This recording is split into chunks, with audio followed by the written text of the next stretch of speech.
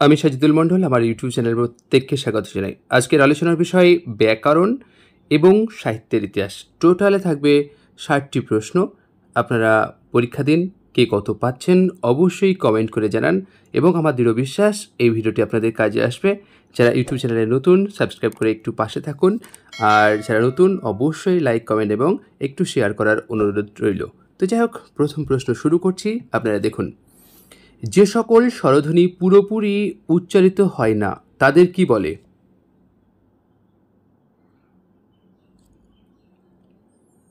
উত্তর অর্ধস্বর।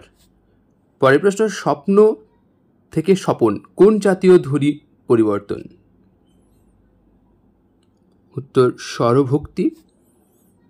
যে সকল স্বর ও ব্যঞ্জন বর্ণে সুষ্ঠু কোনো একটি শব্দ গঠিত হয় সেই বর্ণগুলিকে ক্রম অনুযায়ী পৃথক করে দেখানোর নাম কি?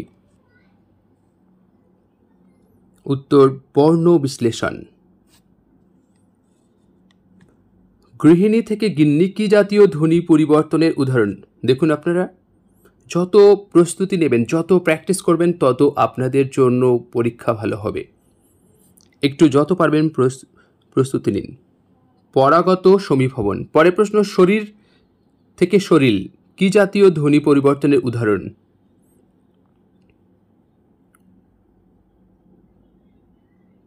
উত্তর বিষমীভবন।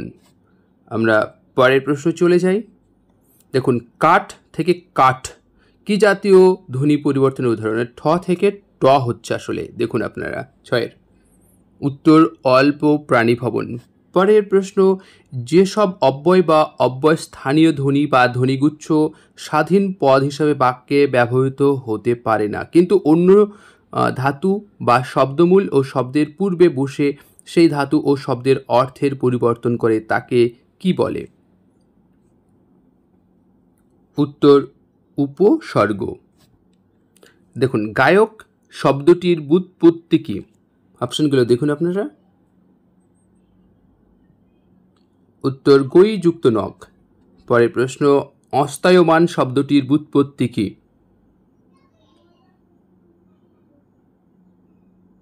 উত্তর অস্তযুক্ত কংযুক্ত সানস, অর্থাৎ ঘয়েরটা। পরের প্রশ্ন, ভিন্ন শব্দটির ব্যুৎপত্তি কি?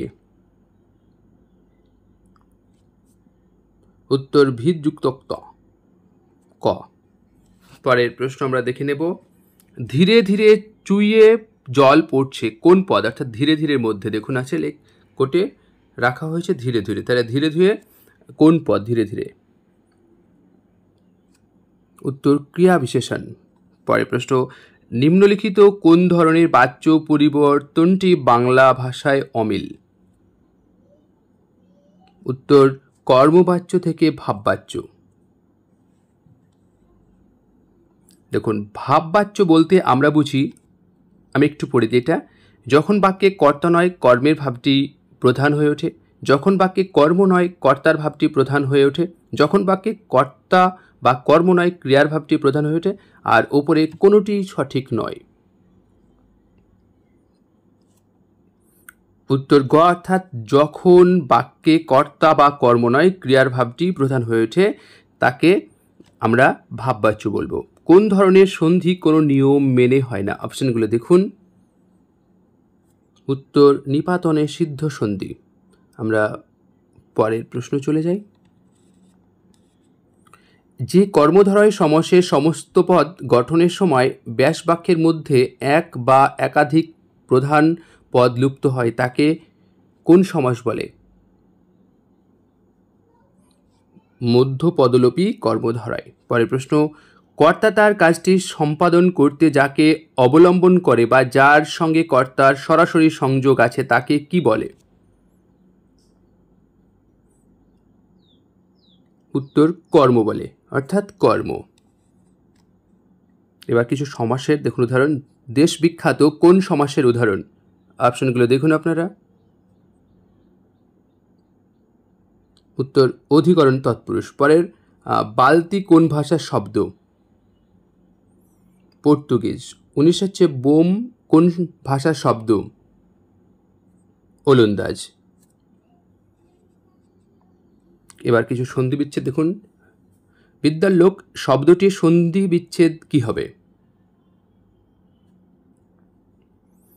উত্তর বিদ্যান যুক্ত লোক। তারপরে অহরহ শব্দটির সন্ধি বিচ্ছেদ কি হবে? অহযুক্ত অহ। পরের প্রশ্ন আমরা চলে যাব। দেখুন সততা কি জাতীয় বিশেষ্য?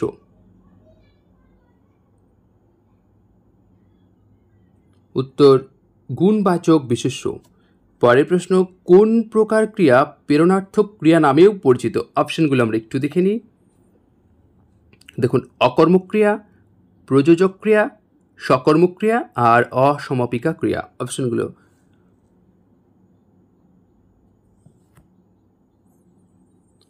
উত্তর প্রযোজক ক্রিয়া। পরের প্রশ্ন, কি দেখিলাম জন্ম জন্মান্তরেও ভুলিব না, কোন জাতীয় অব্যয়?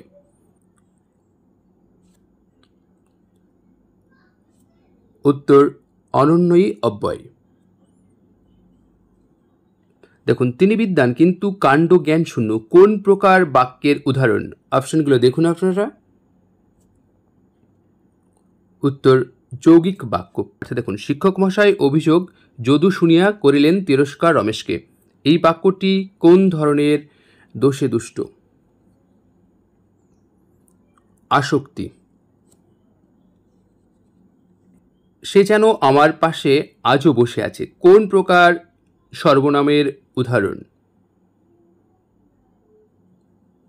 উত্তর ব্যক্তিবাচক সর্বনাম। পরের প্রশ্ন, গ্লাসটা হাত থেকে পড়ে ভেঙে গেল, কোন কারকের উদাহরণ? দেখুন হাত থেকে আছে অপশন। উত্তর অপাদান কারক। বাবা বছর পাঁচেক টানছে, কোন কর্মের উদাহরণ? উত্তর উহ্যকর্ম। পরের প্রশ্ন, নিম্নলিখিত কোন অনুসর্গটি দিয়ে অধিকরণ কারক বোঝা যায়? অপশনগুলো দেখুন, দিয়া, হেতু, নিকটে আর থেকে। উত্তর নিকটে। মোটামুটি 30টি বাংলা ব্যাকরণের প্রশ্ন হলো। এবার আমরা প্রাচীন মধ্য এবং আধুনিকের উপর 30টি প্রশ্ন আমরা সাহিত্যের ইতিহাস থেকে নেব। চর্যায় মুনিদত্ত কত সংখ্যক পদে টিকা বর্জন করেছেন?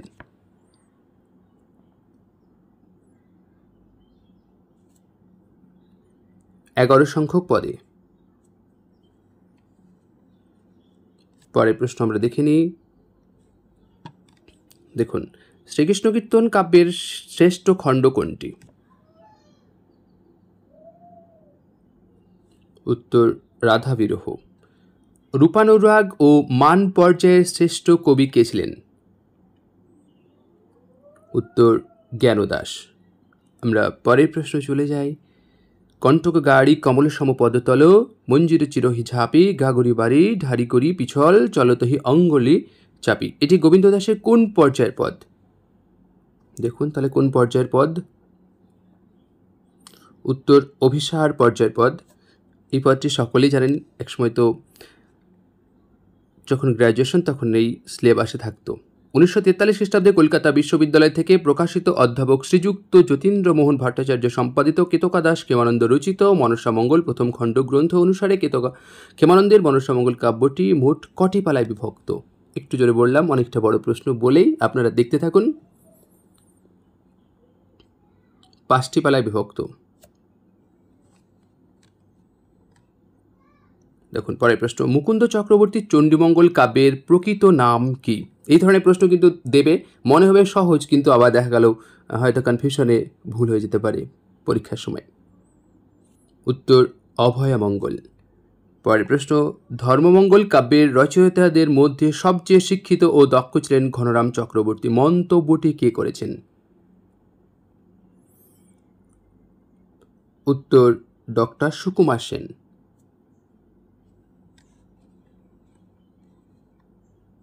আমরা পরের প্রশ্ন চলে যাই। ভারতচন্দ্রের কোন কাব্যকে সাহিত্য সম্রাট বঙ্কিমচন্দ্র চট্টোপাধ্যায় গীতিকাব্য বলে উল্লেখ করেছেন? অপশনগুলো দেখুন, 4টে অপশন, সত্যপীরের কথা, রসমঞ্জরি, নাগাষ্টক, অন্নদামঙ্গল। উত্তর রসমঞ্জরি। পরের প্রশ্ন, বরেন্দ্র উত্তরে পড়াশোনা শেষ করে কত বছর বয়সে কবি কৃত্তিবাস ওঝা গৌড়েশ্বরের রাজধানীতে আসেন বা রাজধানী আসেন? উত্তর 19-20 বছর। দেখুন, মালাধার বসুর শ্রীকৃষ্ণ বিজয় কাব্যটি মোট কটি খণ্ডে বিভক্ত?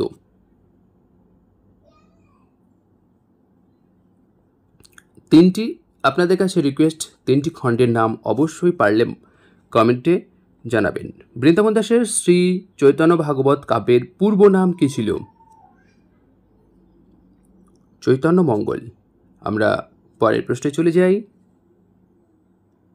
দেখুন, সুগন্ধি কুসুম শয্যা যাহার শয়ন, ভূমিগত নিদ্রা যায় বিধির ঘটন, এটি কার কোন কাব্যের উপদেশ বাণী? উত্তর দৌলত কাজীর লৌচন্দ্রাণী বা সতীময়না। নিচের কোনটি সৈয়দ আলাউলের সঙ্গীত তত্ত্বের রূপায়ণ বা সঙ্গীত বিষয়ক গ্রন্থ? উত্তর রাগতাল নামা ও পদাবলী। রামপ্রসাদ সেনের পিতা এবং মাতার নাম কি? পরীক্ষা কিন্তু পিতা মাতা থেকে প্রশ্ন দিতেও পারে। উত্তর রামরাম সেন এবং সিদ্ধেশ্বরী দেবী।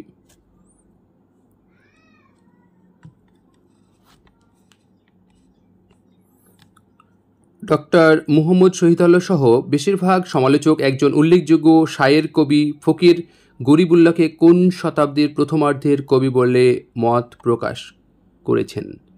অপশনগুলো দেখুন আপনারা। উত্তর অষ্টাদশ।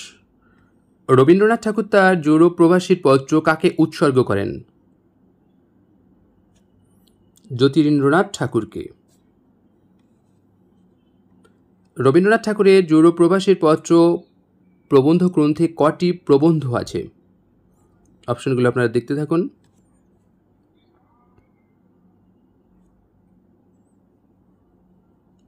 13টি। কোন সাহিত্যিক কলহন মিশ্র ছদ্মনাম ব্যবহার করতেন? 48 নম্বর প্রশ্ন, উত্তর করুন। নজরুল ইসলাম। নজরুল ইসলামের কোন উপন্যাসের চরিত্র নুরুল হুদা ও মাহবুবা? উত্তর বাঁধনহারা।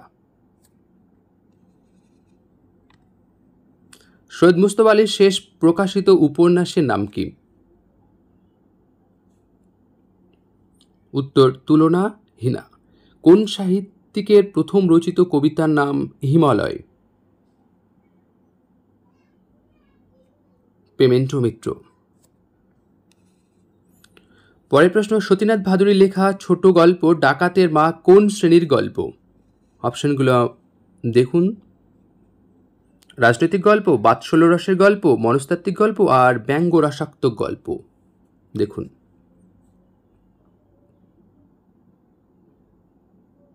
উত্তর বাৎসল্য রসের গল্প। লীলা মজুমদারের লেখা বদ্রীনাথের বড়ি কি জাতীয় রচনা? উত্তর গল্প সংকলন। আমি এই লীলা মজুমদারের উপর বিস্তারিত ভিডিও দিয়েছি, আপনারা চাইলে ভিডিওটি দেখে নিতে পারেন। আর আমার দৃঢ় বিশ্বাস এত তথ্য আপনারা অন্য কোথাও পাবেন না। প্রত্যেকটি রচনা ধরে ধরে এবং যেগুলো ইম্পর্টেন্ট তথ্য সেগুলো কিন্তু আলোচনা করা হয়েছে, চাইলে দেখে নিতে পারেন। মানিক বন্দ্যোপাধ্যায় লেখা পুতুল নাচের ইতিকথা কোন পত্রিকায় ধারাবাহিকভাবে প্রকাশিত হয়? উত্তর ভারতবর্ষ। বুদ্ধদেব বসুর লেখা 1 পয়সার একটি কি জাতীয় রচনা? কাব্যগ্রন্থ। আশাপূর্ণা দেবীর বলয়গ্রাস কত সালে প্রকাশিত হয়? অপশনগুলো দেখুন। 1949।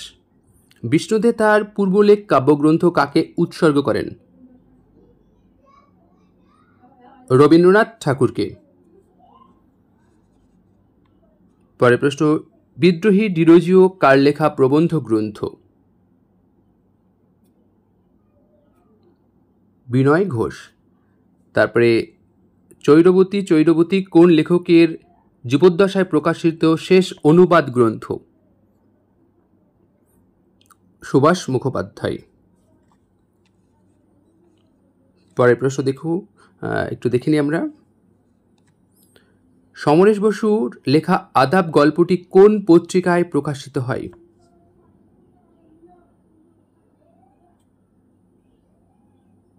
উত্তর পরিচয় পত্রিকায়। তো যাই হোক, 60টি প্রশ্ন বলেছিলাম, 60টি প্রশ্ন আলোচনা করলাম। ভিডিওটি আপনাদের কেমন লাগলো অবশ্যই কমেন্ট করে জানান। আর ইউটিউবে যারা নতুন অবশ্যই সাবস্ক্রাইব করে পাশে থাকুন। আর এই ভিডিওটি একটু অন্যদের মাঝে শেয়ার করুন, লাইক কমেন্ট করুন। তো যাই হোক, আজকের আলোচনা এখানেই শেষ করলাম। ধন্যবাদ।